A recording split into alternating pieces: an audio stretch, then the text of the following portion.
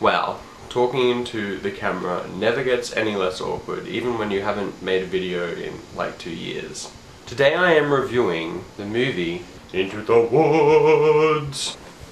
It's pretty much a mashup of the Brothers Grimm's fairy tales set together with new elements to be put into a musical. Now, as ideas go, this actually is not a bad one, and going into this movie, which I really wanted to see by the way, I knew little to nothing about it.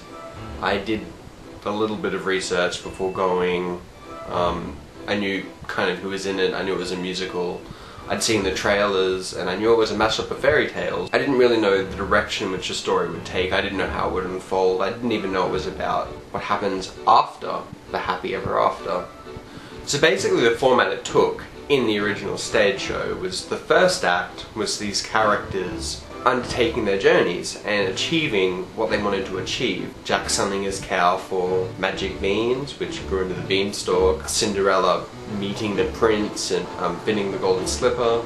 And about the baker and his wife doing what the witch is telling them to do to reverse the curse. We kind of reach a point where everyone's achieved what they wanted to achieve, and the baker and his wife can have children and everyone else has what they want.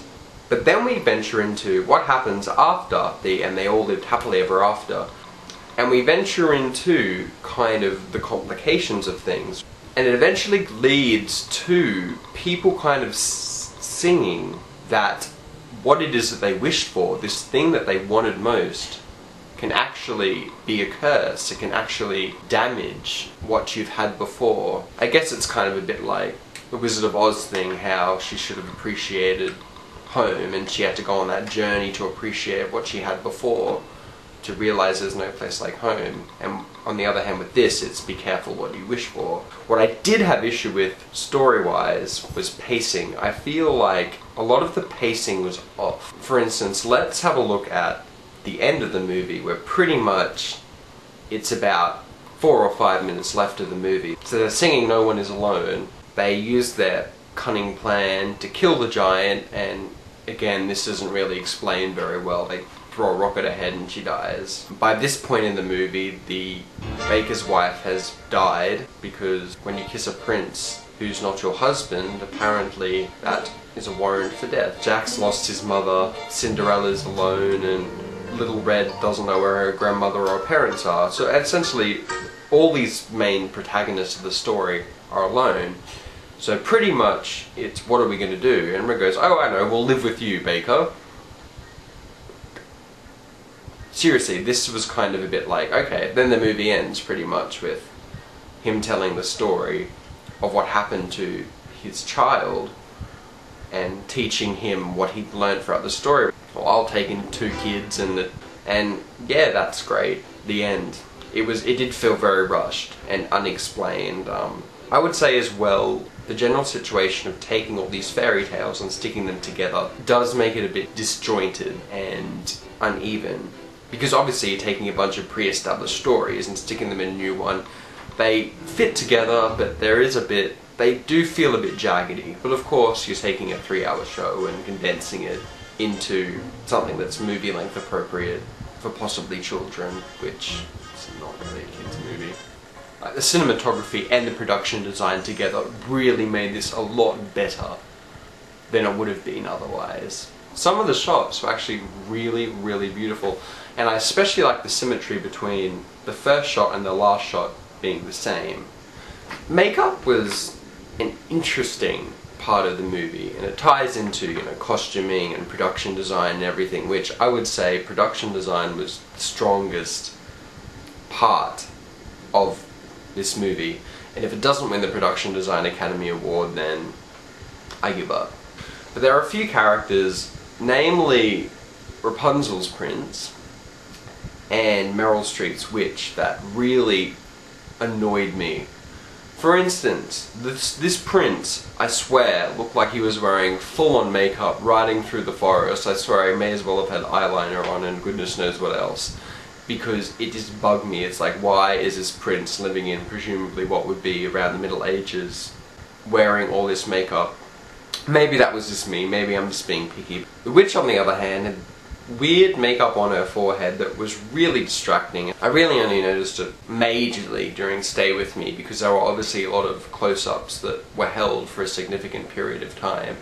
And obviously the makeup in the movie is different than how she was made up in the stage show, which was a lot more prosthetics and wig. She was essentially made to be a lot uglier, so when she was transformed to be a beautiful woman, it was a bigger deal. But obviously there are things that work differently in a stage show than in a movie.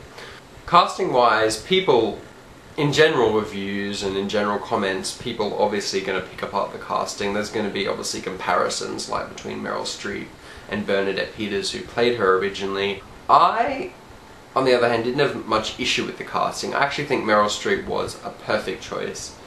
When watching it originally, however, I did have issue with her performance, but then I went and watched elements of the original show, and I realised that it wasn't her performance I had issue with, it was the character herself. She's very over the top, and so when Bernadette Peters portrayed her, it was, I mean, no offence to Bernadette fans, I actually think she's a very talented woman, but I did not like her in that. I felt she was over the top, but that's by the by. So I did feel that this witch didn't give her a lot to work with in a lot of situations. For instance, in the original show, Rapunzel dies, and so when the witch sings the witch's lament about how children won't listen and how if Rapunzel listened to her she'd still be alive, there's a lot more that I guess she has to work with, the actress playing her on stage. But in the movie, Rapunzel just leaves, so the song loses a lot of its power. But I do feel like anyone would have really struggled to make that a brilliant performance. I don't think she'll win for Best Supporting Actress, but, you know, she's Meryl, she might, but I don't think. It's really hard to say. I haven't seen the performances of the other actresses in that category.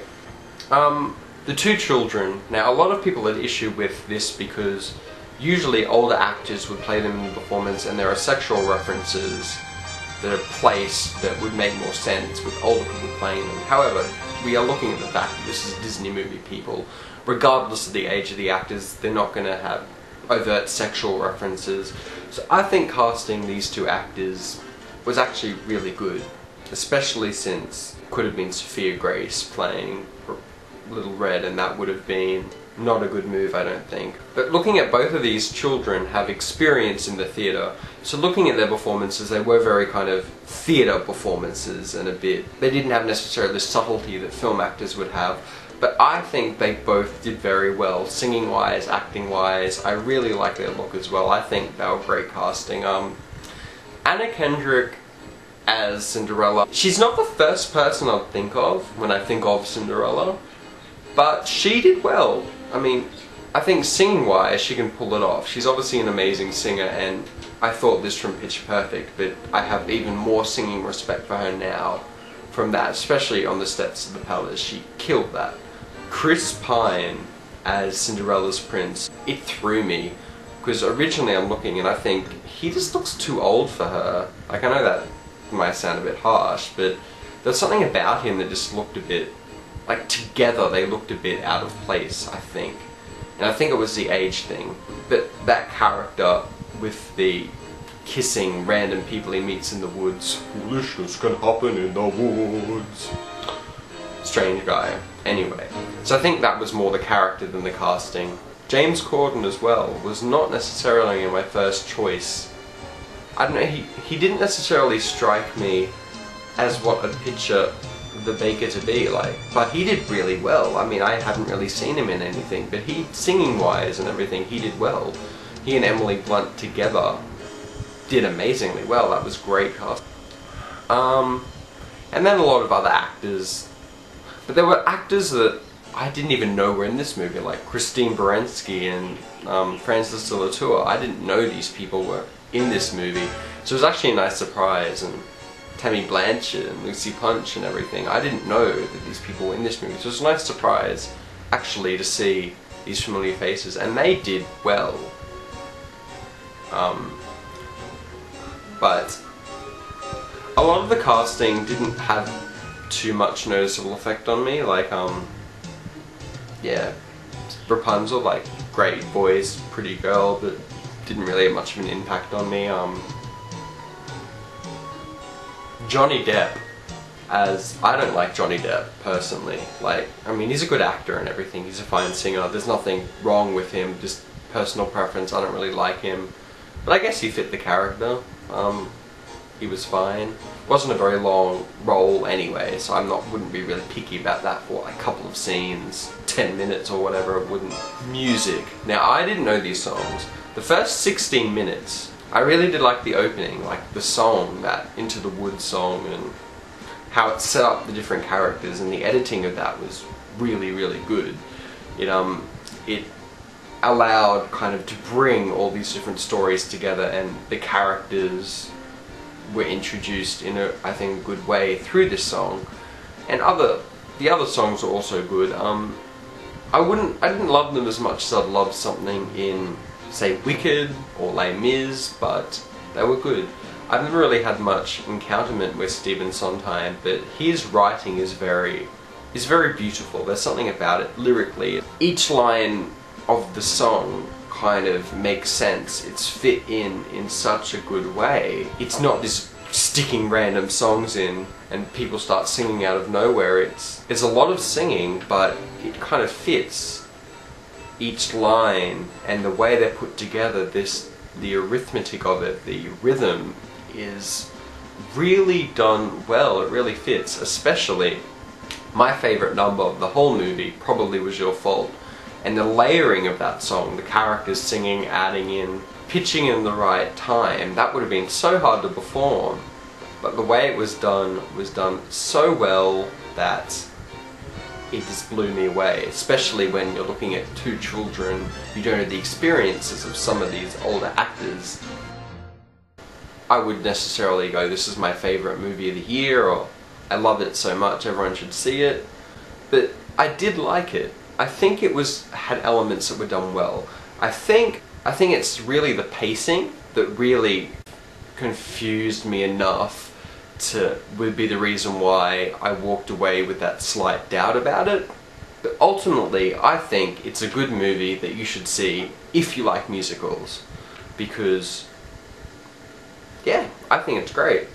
But it has its flaws, but flaws aside, it is a good movie, and I think people should see it. That is the point of my long-winded, highly edited rant. So yes, this is my first video in quite some time, and I think it is 2 years. So please don't be too harsh on me. Check out my other videos, like, subscribe, I have a Facebook page, and yes, hopefully I will do more videos, maybe, maybe not. But check out anyway. Feel free to message me, I will probably reply. And with that, I say goodbye.